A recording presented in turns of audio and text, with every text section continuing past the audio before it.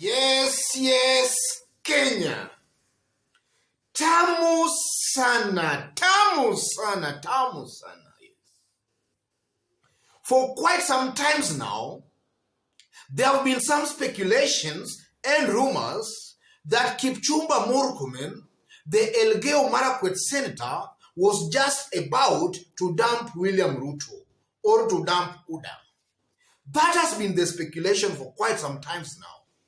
And the speculations have all along been gaining traction because for quite some times again, Kipchumba Murkomen has been very, very quiet. He has not been seen with William Ruto for quite some days now. Because sometimes before, Kipchumba Murkomen was very active in William Ruto's campaigns.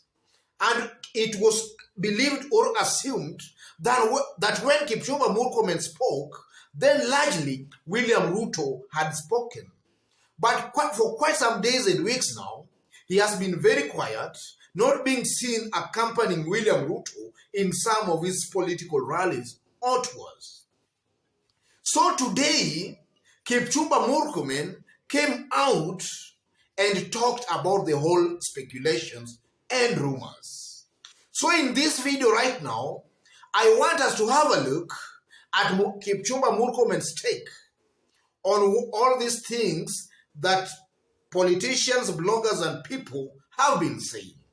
After which we are going to dissect it and see exactly what it means politically. So if in case you've just bumped on this YouTube channel for the very, very first time, subscribe, give this video a like. Give it a like. Thank you. God bless you.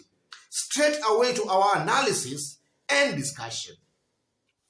Kipchumba Murkomen today, taking to his social media accounts and handles, this is what he had to say.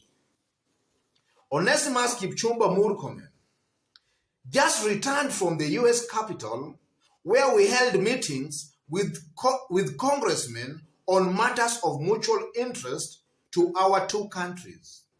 In my absence, propagandists, bloggers, busybodies, and all manner of nose-packers have been peddling rumors and writing silly notes in my name. Disparados, ignore them. And then there he has attached a post from Wahome Thuku and Donald Kipkorir. You know, these have been the ones who have been in the forefront of peddling these rumors that Kipchumba Murkomen was about to dump William Ruto or had altogether dumped William Ruto. So let's just have a look briefly of what Donald B. Kipkorir actually said some times back that has actually forced Kipchumba Murkomen to come out and reply and actually attach that post. This is what Donald said some times back. If my senator, Kipchumba Murkomen, has left UDA, who are you to remain?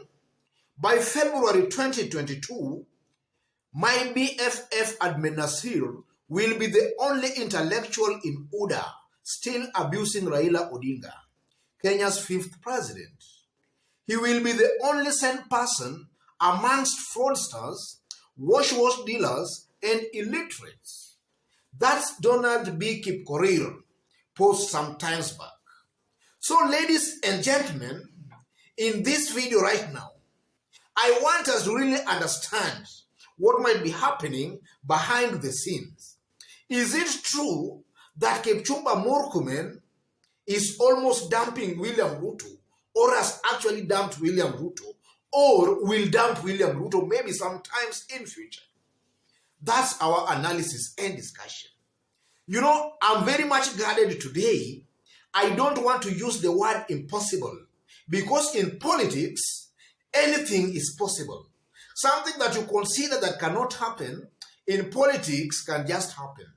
So in this video of today, I want to be very, very keen not to use the word impossible. But nonetheless, from where I sit, as somebody observing Kipchumba Murkomen's political moves carefully, I strongly believe that something is wrong here. The mere fact that Kipchumba Murkomen, for weeks or even months now, has been quiet or has somehow gone quiet speaks volumes. Something might not be adding up. Something might not be right. So what is it, ladies and gentlemen, that is causing this silence emanating from Kipchumba Murkomen? The first thing, ladies and gentlemen, I strongly believe that the silence has got something to do with the ground. You know, Kipchumba Murkomen has been very, very active campaigning for William Ruto nationally. But sometimes the ground can be hostile. Maybe as he was doing that campaign or other campaigns nationally for William Ruto, he overlooked the ground. So as of now, maybe the ground in Elgeyo Marakwet might be hostile to this senator. So the senator sees no point in accompanying William Ruto for his national tours or other rallies or political rallies, while his bedrock, his ground is growing hostile. So he sees no need of accompanying William Ruto. And I'm saying that also because of this. You know, Kipchumba Murkomen comes from a constituency or an area that I strongly believe is somehow supporting William Ruto, or rather William Ruto has support there, a near fanatical support there. Kipchumba Murkomen comes from that kind of an area, or rather comes from that area. But naturally, I also believe that with our Kenyan politics, about 80% of elected leaders are always sent home in the next election. In short, I'm trying to say that about 80% of elected leaders are always sent home in every election cycle. So it might be very likely that in Elgeyo Marakwet County, where Kipchumba comes from, there might be a very strong aspirants that have also emerged there. And some of these aspirants might be also even be closer to William Ruto. So Kipchumba Murkomen sees no need of wasting his time accompanying William Ruto for his national rallies while the ground is bad. I tend to believe that's one reason or a possibility. Another thing that might have been causing, or rather that might have caused all that silence, is because of the struggle to control the party. You know, some times back, Oscar Sudi came out in public and exposed Kipchumba Murkomen as the person who has been causing some fitina. He has been cheating the deputy president to despise some leaders, So I also believe, ladies and gentlemen, that Kipchumba Murkomen's silence is also because of the struggle to control the party. Maybe things are not happening as he wanted. Maybe he wanted to be William Ruto's errand boys or a blue-eyed boy. But that maybe is not happening. William Ruto might not be giving him the ears that maybe Kipchumba Murkomen wanted. So I believe that's also causing that silence. But now, ladies and gentlemen, if we look at the possibility that this man actually wants to dump William Ruto or to dump Uda, is there any political value that he might add to William Ruto's opponents, or in this case, Raila Amolo Odinga? You know, the governor of Elgeyo Marakwet, Alex Tolgos, Kipchumba Murkomen's governor, just recently, about some weeks ago, declared in broad daylight that he will support Raila's candidature or presidency next year. That was Alex Tolgos, Kipchumba Murkomen's governor. So if Kipchumba Murkomen also can team up with the likes of Tolgos and William Ruto's opponents in Rift Valley, I believe strongly that they might give William Ruto's opponents some leeway or some entry to Rift Valley, or rather Kalenjin Rift Valley. And that can really injure William Ruto politically as far as Kalenjin votes are concerned. You know, one thing that Kenyans don't know is that the Kalenjin community, they are not as homogeneous as Kenyans have been made to believe. These are people who have got their own local dynamics, differences, and maybe issues. Somebody like Etugen's problem is not the same as a Nandi problem, or a Kipsigis problem, or an Elgeyo problem. So these are people who have got their own issues and differences.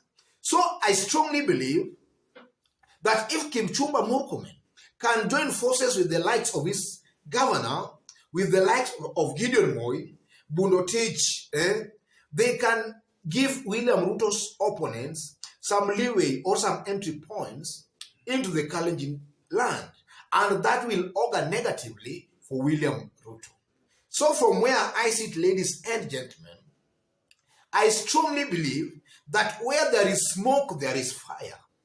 Maybe William Kipchumba Murkomen might be rethinking his stand. He might be rethinking his stand. That's a likely possibility.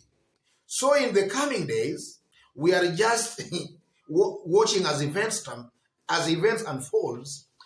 We are just watching anyway. But we are not ruling out anything. Anything is possible. Otherwise, ladies and gentlemen, if you've just bumped on this YouTube channel for the very, very first time, just as I indicate when you were starting, kindly subscribe, give this video a like. Give it a like, give it a like. Thank you, God bless you. To those who are watching us outside of Kenya, for the very, very first time, drop a comment and let us know from which part of the globe you are also watching us from. Drop a comment, please. And then to our esteemed fans and subscribers in this YouTube channel, I'm very, very much humbled with the kind of a job we are doing here. And this is largely because of the support you have been giving me here in this YouTube channel. Continue giving these videos likes. Continue dropping your comments, because that's the only way we can create a discussion, and that's the only way we can also reach a wider audience. God bless you. God bless Kenya.